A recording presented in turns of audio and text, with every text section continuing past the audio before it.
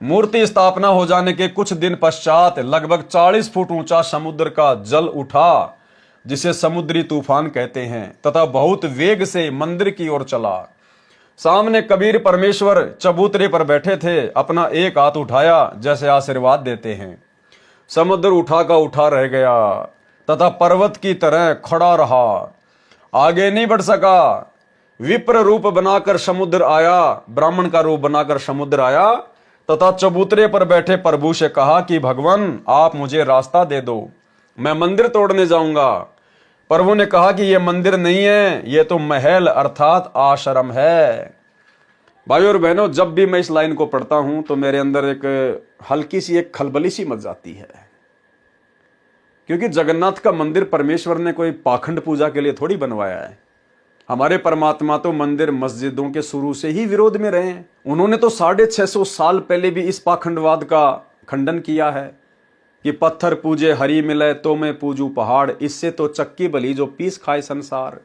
और मोको कहाँ ढूंढे रे बंदे, मैं तो तेरे पास में, ना मंदिर में ना मस्जिद में ना काशी कैलाश में।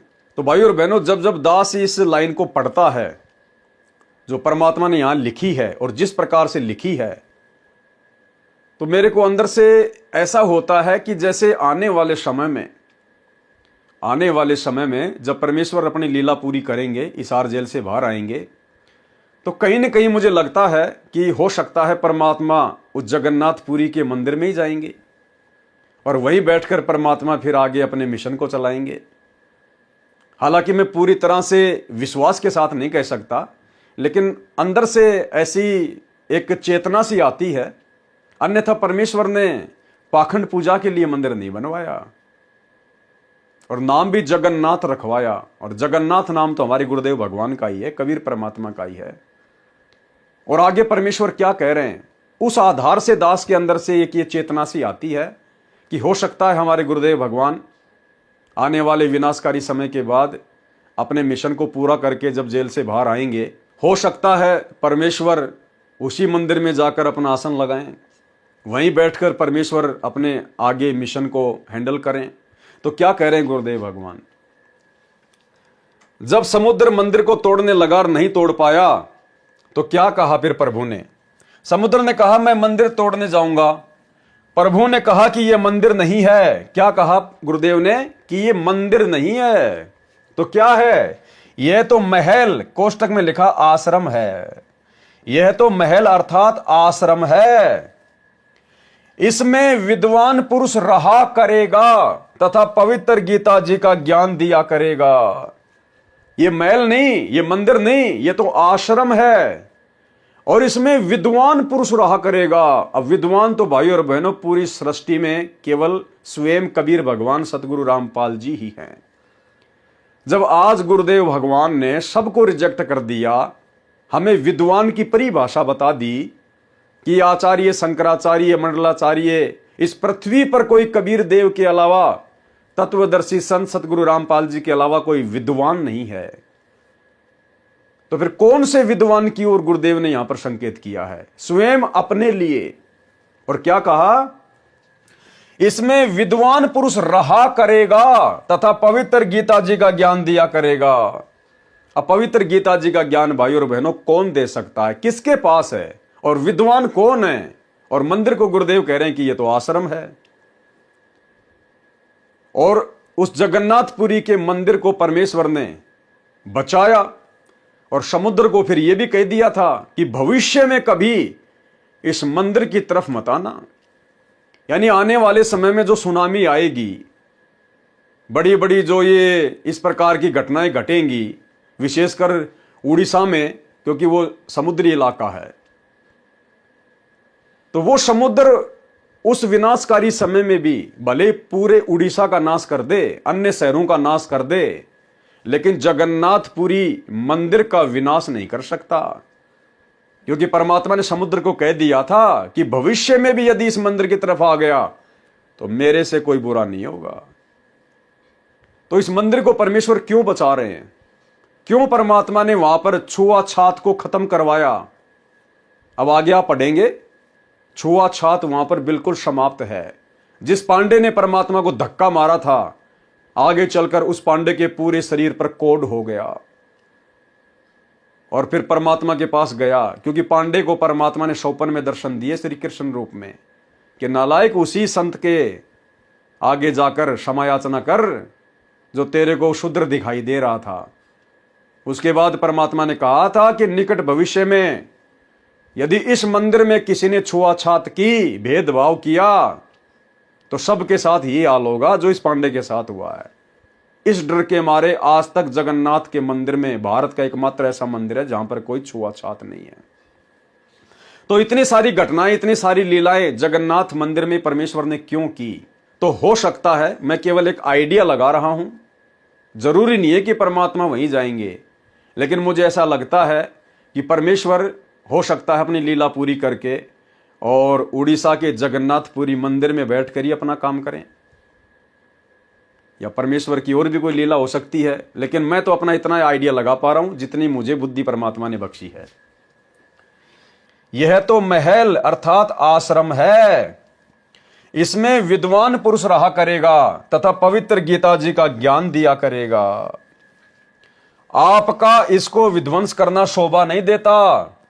समुद्र ने कहा कि मैं इसे अवश्य तोड़ूंगा, प्रभु ने कहा कि जाओ, कौन रोकता है? समुद्र ने कहा कि मैं विवश हो गया हूं, आपकी शक्ति अपार है, मुझे रास्ता दे दो प्रभु। परमेश्वर कबीर साहिब जी ने पूछा कि आप ऐसा क्यों कर रहे हो? विपर रूप में उपस्थित समुद्र ने कहा कि जब यह श्री कृष्ण जी त्रेता युग में श्री रामचंद्र रूप में आया था, तब इसने मुझे अग्नि बाण दिखाकर बुरा भला कहकर अपमानित करके रास्ता मांगा था। मैं वह प्रतिशोध लेने जा रहा हूं। परमेश्वर कबीर जी ने कहा कि प्रतिशोध तो आप पहले ही ले चुके हो, आपने द्वारिका को डुबो रखा है। समुद्र ने कहा कि अभी पूरी तरह नहीं डुबा पाया हूं, आधी रहती है। वह भी कोई प्रबल शक्ति युक्त संत सामने आ गया था, जिस कारण से मैं द्वारिका को पूर्ण रूपेण नहीं समा पाया। अभी भी कोशिश करता हूं तो उधर नहीं जा पा रहा हूं, उधर से मुझे बांध रखा है। तब परमेश्वर कबीर जी ने कहा, वहां भी मैं ही पहुंचा था, मैंने ही वह अवशेष बचाया था। अब जा, शेष बची द्वारिका को भी निगल ले, परंतु उस यादगार को छोड़ देना जहां श्री कृष्ण जी के शरीर का अंतिम संस्कार किया गया था। श्री कृष्ण जी के अंतिम संस्कार स्थल पर बहुत बड़ा मंदिर बना दिया गया है। ये यादगार एक सबूत है, एक ये प्रमाण बना रहेगा कि वास्तव में श्री कृष्ण जी की मृत्यु हुई थी तथा पंच भौतिक शरीर छोड़कर गए थे। नहीं तो आने वाले समय में कहेंगे कि श्री कृष्ण जी की तो मृत्यु ही नहीं हुई थी, एक नया पाखंड फैल जाएगा। अंतिम संस्कार स्थल से राख उठाकर संदूक लकड़ी की पेटी में बंद करके समुद्र में पांडवों ने बहा दी थी। आज्ञा प्राप्त कर शेष द्वारिका को भी समुद्र ने डुबो दिया। परमेश्वर कबीर जी ने कहा, अब आप आगे से कभी भी इस जगन्नाथ मंदिर को तोड़ने का प्रयत्न नहीं करना। क्या कहा परमेश्वर ने?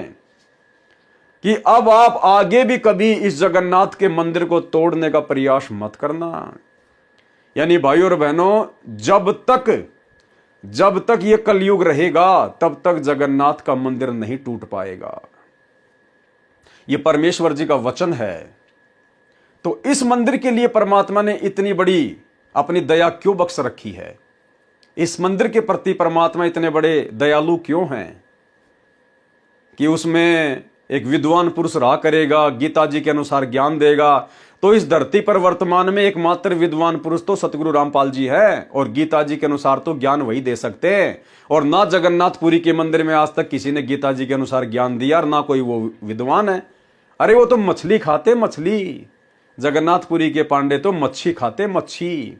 एक बार गुरुदेव भगवान ने बताया कि हम लोग गए वहां पर और कुछ भगत गए साथ में जगन्नाथपुरी के मंदिर को देखने के लिए, भक्तों को विश्वास दिलवाने के लिए लेकर गए गुरुदेव। अन्यथा गुरुदेव ने तो उसको समुद्र से उसको बचाया ही था, परमात्मा ने उसको क्या देखना था। लेकिन 100-200 भक्तों को परमात्मा साथ लेकर गए शुरुआत में, उनको विश्वास दिलाने के लिए कि जो कबीर परमात्मा की लीलाएं हैं वो सच में है या नहीं है। तो जब वहां पर गए तो गुरुदेव ने उन पांडवों से कहा कि तुम खाते क्या हो, क्योंकि यहां पर गेहूं वगैरह तो होता नहीं है, यहां पर कोई फसल तो होता नहीं है, तो समुद्री इलाका है। बोलो तुम खाते क्या हो? यानी जो बाकी भगत थे उनको विश्वास दिलाने के लिए परमात्मा ने लीला की, गुरुदेव भगवान ने। तो गुरुदेव ने भक्तों के सामने उस मुख्य पांडे को पूछा कि तुम यहां पर खाते क्या हो? तो उसने कहा कि मच्छी खाते हैं। तो गुरुदेव ने कहा, तुम पंडित होके भगत होकर तुम मछली खाते हो? बोले और क्या खाएं, यहां पर कोई फसल होती है, मच्छी खाएंगे। तो फिर गुरुदेव ने कहा कि मुझे तो भगवान की वाणी याद आ गई कि मांस मछरिया खाते पांडे किस विध रह अचारा हो। कि भाई परमात्मा सही कहा करते थे, भाई ये तो निकम्मे मछली खाते हैं। और फिर भक्तों को भी पक्का विश्वास हो गया। तो भाई और बहनों, ये सारी की सारी लीला, सारा का सारा खेल सतगुरु रामपाल जी भगवान का है। क्योंकि बहुत ही कम चांस है परमात्मा के अपने मिशन को पूरा करने के बाद में हरियाणा में रहने के। क्योंकि परमात्मा कहते हैं दिल्ली मंडल पाप की भूमा, और ये दिल्ली मंडल के अंतर्गत आता है ये हरियाणा का क्षेत्र। और जहां पाप ज्यादा होता है वहां पर अहंकार भी ज्यादा होता है। और हरियाणा के लोगों ने गुरुदेव भगवान के साथ में जो बदतमीजी की है वो किसी ने नहीं की है। जितना विरोध हरियाणा के लोगों ने किया किसी ने नहीं किया है। तो इन हरियाणा के लोगों की आंखों में मोटे मोटे आंसू आए, वो तड़प बने, और ये अपने भगवान के लिए हरियाणा से कहीं दूर जाएं रोते रोते। जैसे वो जगन्नाथपुरी से वो ब्राह्मणी, वो चंद्रप्रभा साड़ी उठाकर रोते रोते कबीर परमात्मा के पास आई थी। तो जहां तक दास को आइडिया है, गुरुदेव भगवान आने वाले समय में मुश्किल ही है कि हरियाणा में रहेंगे। ये तो इनका पाखंड है आश्रम वालों का, सतलोक आश्रम वालों का पाखंड है। दुनिया का सबसे बड़ा आश्रम, फलाना आश्रम, गुरुजी धनाना आश्रम में आएंगे। इन्होंने तो केवल अपना धंधा करना, भक्तों को मूर्ख बना के। बाकी परमात्मा इस धरती पर अब नहीं रहेंगे। परमेश्वर ने बहुत मौका दे दिया हरियाणा वालों को, अपने परिवार वालों को। हो सकता है परमात्मा जगन्नाथपुरी मंदिर में दया करें। बाकी भाई प्रभु की लीला, दास केवल आइडिया बता रहा है, फाइनल नहीं है। परमेश्वर कबीर जी ने कहा, अब आप आगे से कभी भी इस जगन्नाथ मंदिर को तोड़ने का प्रयत्न नहीं करना तथा इस महल से दूर चला जा। ऐसी आज्ञा प्रभु की मानकर प्रणाम करके मंदिर से कुछ दूर लगभग 1.5 किलोमीटर हट गया। ऐसे श्री जगन्नाथ जी का मंदिर अर्थात धाम स्थापित हुआ। श्री जगन्नाथ के मंदिर में प्रभु के आदेश अनुसार पवित्र गीता जी के ज्ञान की महिमा का गुणगान होना ही श्रेयकर है। देखो क्या कह रहे हैं गुरुदेव, वर्तमान में लिख रहे हैं 2012 में, और क्या कह रहे हैं? श्री जगन्नाथ के मंदिर में प्रभु के आदेश अनुसार पवित्र गीता जी के ज्ञान की महिमा का गुणगान होना ही श्रेयकर है, और ये होगा। गुरुदेव कहते हैं उस जगन्नाथ मंदिर में तो गीता जी के ज्ञान का प्रचार होना चाहिए, गीता जी के ज्ञान का उपदेश होना चाहिए उस जगन्नाथ के मंदिर में। तो वही श्रेयकर है, वही सर्वश्रेष्ठ है। तो अभी तक तो हुआ नहीं, और परमेश्वर ने यदि इच्छा व्यक्त की है, गुरुदेव भगवान यदि कह रहे हैं कि ऐसा होना चाहिए, तो इसका मतलब होगा। जगन्नाथ के मंदिर में आने वाले समय में परमात्मा प्रवेश करेंगे, कोई लीला परमेश्वर उस मंदिर में भी करेंगे। अन्यथा ये बात लिखने की परमात्मा को जरूरत नहीं पड़ती। श्री जगन्नाथ के मंदिर में प्रभु के आदेश अनुसार पवित्र गीता जी के ज्ञान की महिमा का गुणगान होना ही श्रेयकर है, अर्थात सत्संग। कौन से सत्संग? तत्वदर्शी संत के सत्संग। तो जहां तक आइडिया है, परमात्मा हो सकता अपने मिशन को पूरा करके और जगन्नाथ के मंदिर में ही विराजमान हो जाएं। तथा जैसा श्रीमद् भगवत गीता जी में भक्ति विधि है, उसी प्रकार साधना करने मात्र से ही आत्म कल्याण संभव है। अन्यथा जगन्नाथ जी के दर्शन मात्र या खिचड़ी प्रसाद खाने मात्र से कोई लाभ नहीं, क्योंकि यह क्रिया श्री गीता जी में वर्णित न होने से शास्त्र विरुद्ध हुई, जो अध्याय 16 मंत्र 23-24 में प्रमाण है। अब आगे भाई और बहनों, इस पूरे घटनाक्रम को लेकर परमात्मा सोरठ में अपना एक शब्द गा रहे हैं, और ये जो शब्द है ये ना तो आदरणीय गरीबदास जी का है, ना ये 650 साल पहले कबीर परमेश्वर आए तब उन्होंने बनाया। ये शब्द पूरे इस घटनाक्रम को लेकर सोरठ में कबीर परमेश्वर सतगुरु रामपाल जी ने वर्तमान में बनाया है। और हमने वीडियो की शुरुआत में जिस गहरे रहस्य की बात की थी कि जो हमारा विश्वास बढ़ाएगा, सतगुरु रामपाल जी खुद ही कबीर भगवान है, परमात्मा है, और वो जगन्नाथपुरी का मंदिर राजा इंद्र दमन को 56 में दर्शन देखकर सतगुरु रामपाल जी परमेश्वर जी ने ही बनवाया था। और समुद्र को रोककर मंदिर भी सतगुरु रामपाल जी ने ही बचाया था, क्योंकि उस समय यही परमात्मा संत रूप में थे। इस शब्द के लास्ट में आपको वो भेद मिलेगा जो गुरुदेव ने अपने कर कमल से संकेत में लिखा है, और गुरुदेव भगवान के द्वारा अपने शब्द के अंत में छुपाए गए उन संकेतों को समझने के लिए वर्तमान में साध संगतियां चल रही हैं। तो हम ये शब्द को गाएंगे क्योंकि ये लास्ट है, उसके बाद वीडियो भी समाप्त हो जाएगा। अर्ध रात्रि बीत गई थी सौपन में धी के घनश्याम, इंद्र दमन एक मंदिर बनवा दे जगन्नाथ हो जिसका नाम। इंद्र दमन एक मंदिर बनवा दे जगन्नाथ हो जिसका नाम। सुन राजा एक भवन बना दे संग समुंदर गहरा हो, गीता जी का ज्ञान चले वहां विद्वान कथा कोई कह रहा हो। सुन राजा एक भवन बना दे संग समुंदर गहरा हो, गीता जी का ज्ञान चले वहां विद्वान कथा कोई कह रहा हो।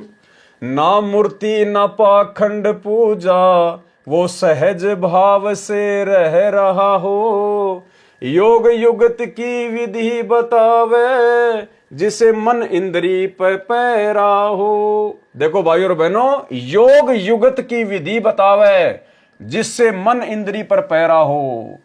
अब ये वास्तविक योग युगत की विधि यानी भक्ति विधि जिससे मन और इंद्री पर पैरा। मन कौन? काल, और इंद्रियां यानी विषय वासनाएं।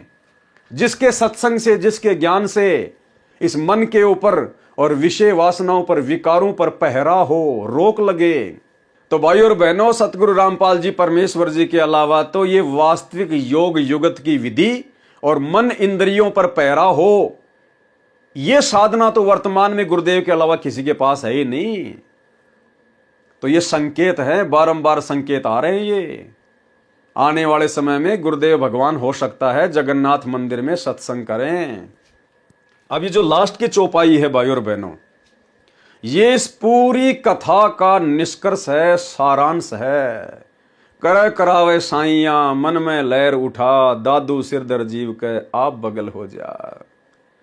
सारा सब कुछ खेल खेलने वाले कबीर परमात्मा सतगुरु रामपाल जी, और आप और हम भाई बहनों ने यही निष्कर्ष निकालना है कि वर्तमान में जो हमारे पूज्य गुरुदेव के रूप में धरती पर प्रकट हैं, यही महापुरुष, यही परम पुरुष इस प्रकार की लीलाएं अनंत युगों से खेल रहे हैं।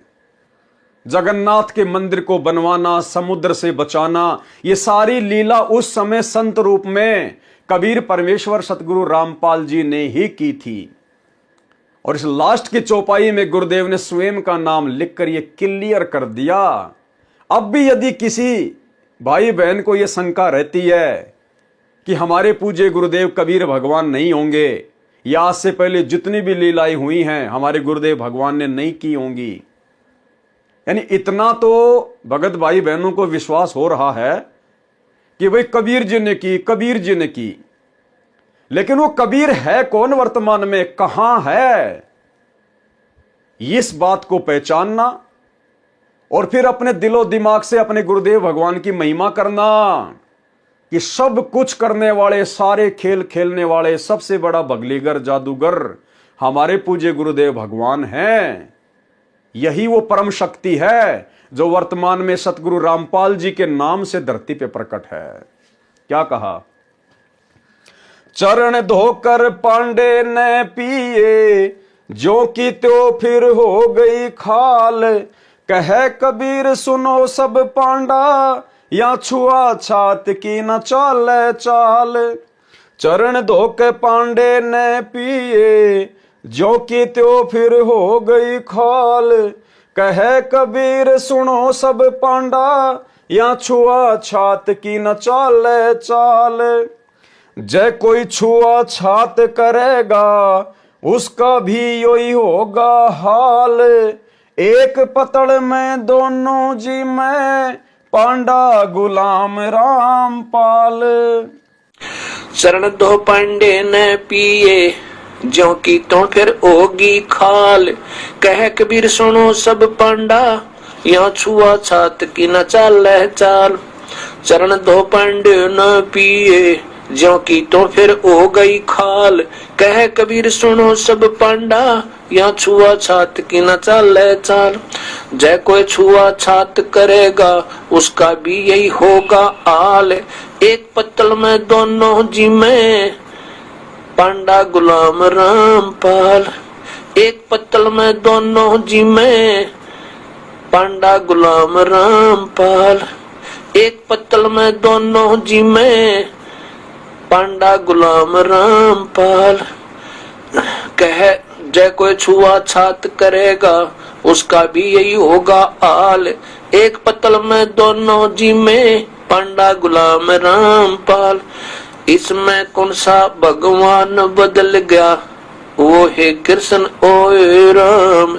इंद्र दमन एक मंदिर बनवा दे, जगन्नाथ हो जिसका नाम। इंद्र दमन एक मंदिर बनवा दे, जगन्नाथ हो जिसका नाम।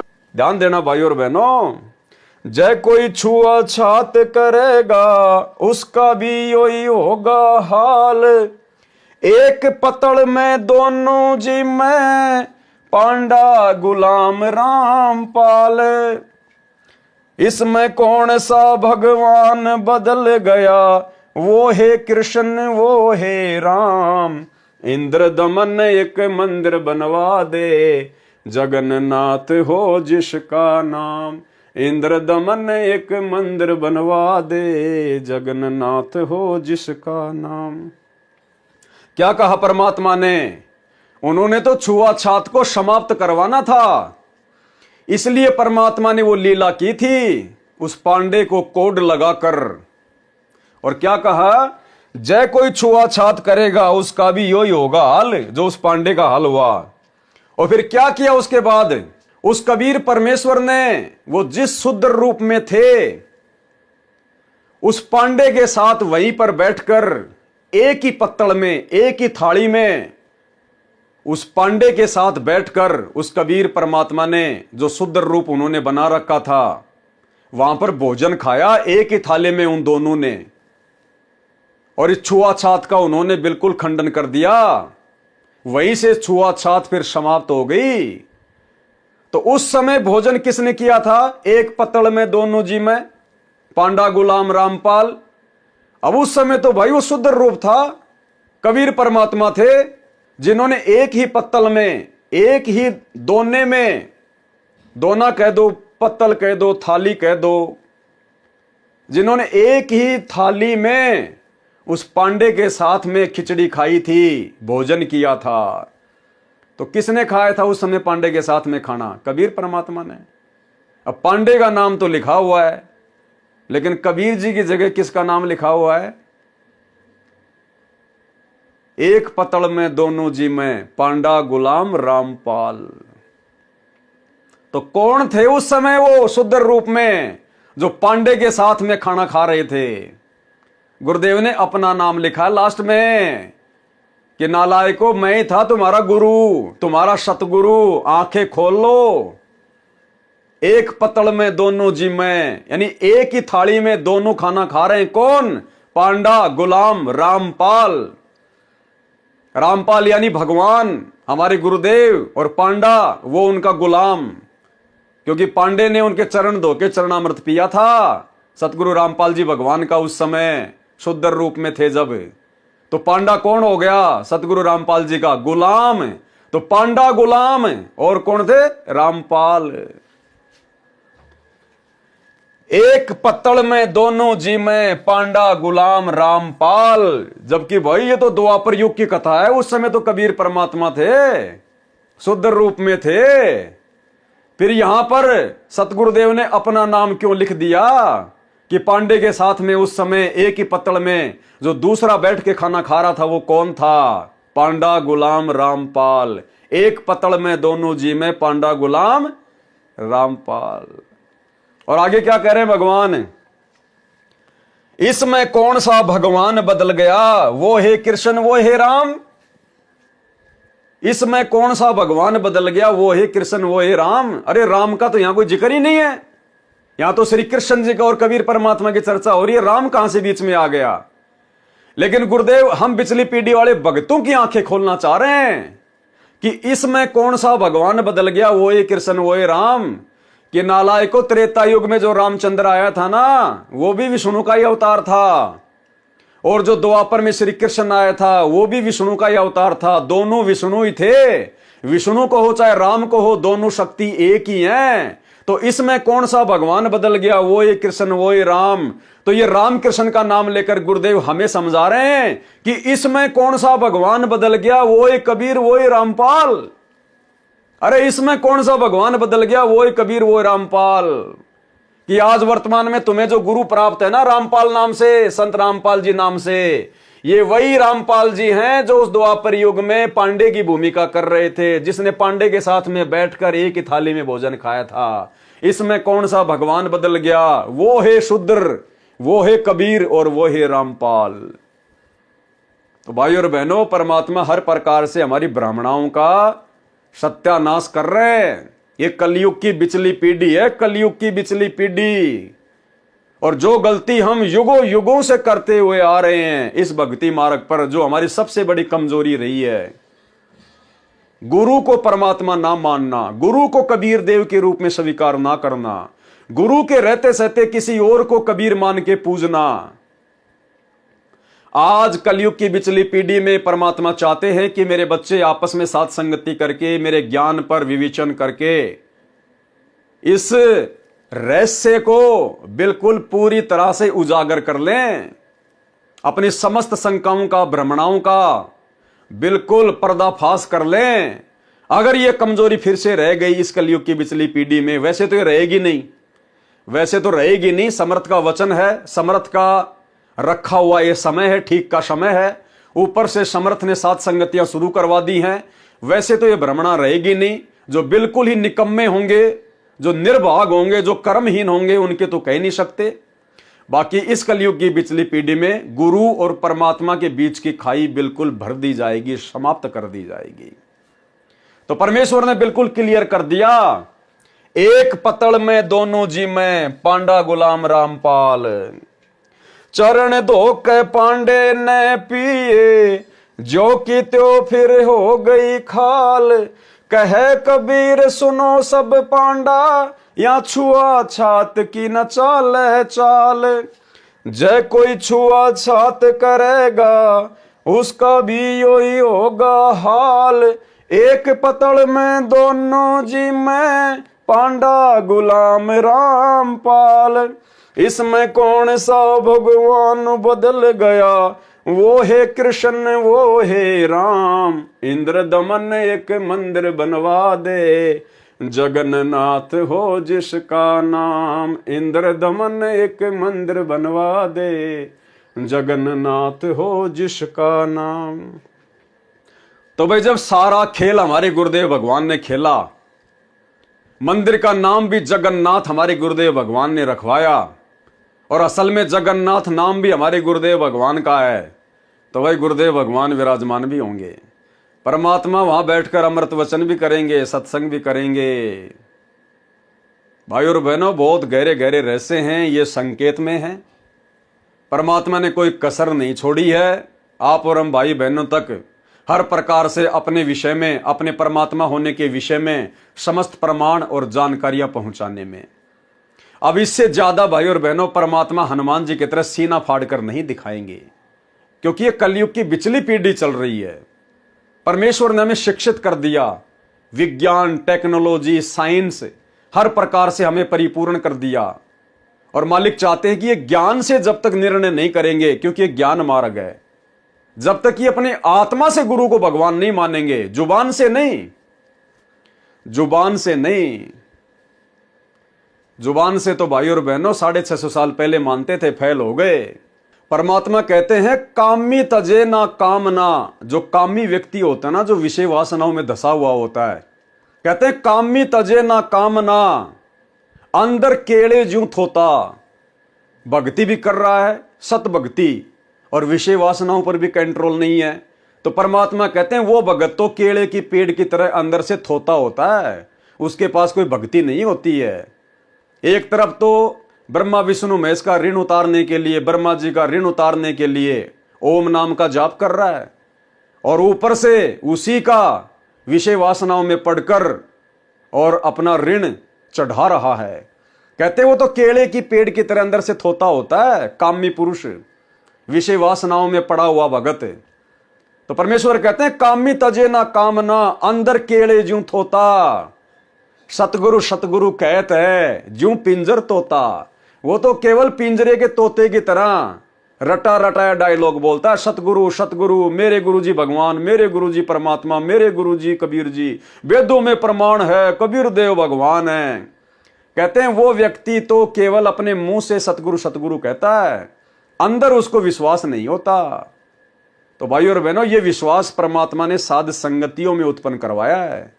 आप और हम भाई बहनों के ऊपर परमेश्वर ने रजा बख्शी है। अन्यथा जो अखंड पाठ की वाणियां हैं उनमें जो कामी नर का अंग है, कामी नर, आप यूट्यूब पर जाकर भी सर्च कर सकते हैं, कामी नर का अंग, बताओ उसमें बिल्कुल क्लियर कर रखा गुरुदेव ने कि जो व्यक्ति भक्ति करते करते शारीरिक संबंध बनाता है, विषय भोग में पड़ा हुआ है, कहते हैं वो बिल्कुल थोता है, उसके पास भक्ति नाम की चीज नहीं है और ना कभी जिंदगी में वो सफल हो सकता।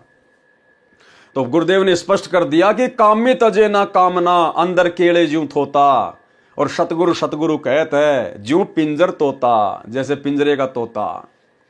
तो बिल्कुल क्लियर कर दिया है गुरुदेव भगवान ने अपने कर कमल से लिखित पवित्र पुस्तक कबीर सागर के सरलार्थ में। और साध संगतियों के माध्यम से परमेश्वर ने धीरे धीरे ये गुप्त रहस्य संगत में उजागर करवाने शुरू कर दिए हैं। भाई और बहनों, कौन मानेगा कौन नहीं मानेगा, किसका भाग्य उदय होगा किसका भाग्य डूबेगा, अब ये तो उसके अपने संस्कारों के ऊपर निर्भर करता है। बाकी साथ संगति से जुड़े हुए भाई बहनों के ऊपर रजा करने में गुरुदेव भगवान ने कोई कमी नहीं छोड़ रखी है। यदि अब भी हम अपने गुरुदेव को कबीर जी के रूप में ना पहचान कर अगर धोखा खा रहे हैं, देखा देखी चल रहे हैं, जैसा कि इन आश्रमों में देखा देखी हो रही है, जून के महीने में उस दाढ़ी मूछ वाली कबीर जी की मुर्दा फोटो को भगवान मानकर पूज रहे हैं, कबीर प्रकट दिवस मना रहे हैं कागज के टुकड़े का, जिंदा कबीर सतगुरु रूप में आया हुआ है उसको पहचान नहीं रहे, मर्यादा कोई निभा नहीं रहे। ऊपर से गुरुदेव का परिवार काल प्रेरणा से राजनीति, ड्रामेबाजी, स्टेडियम, हॉस्पिटल, गुंडों की सीबीआई जांच, जाट आरक्षण, देह दान, रक्तदान, दुनिया भर के आश्रमों में ड्रामेबाजी, कोई कमी नहीं।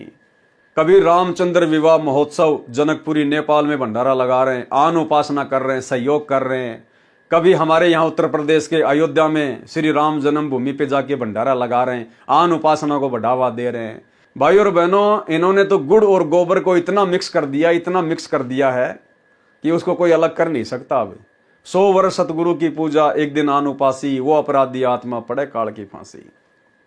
तो भाई और बहनों, आप और हमारे पर बहुत बड़ी रजा, बहुत बड़ी मेहर। हमारे विश्वास को बढ़ाने के लिए परमेश्वर हर संभव कोई भी कमी नहीं छोड़ रहे हैं।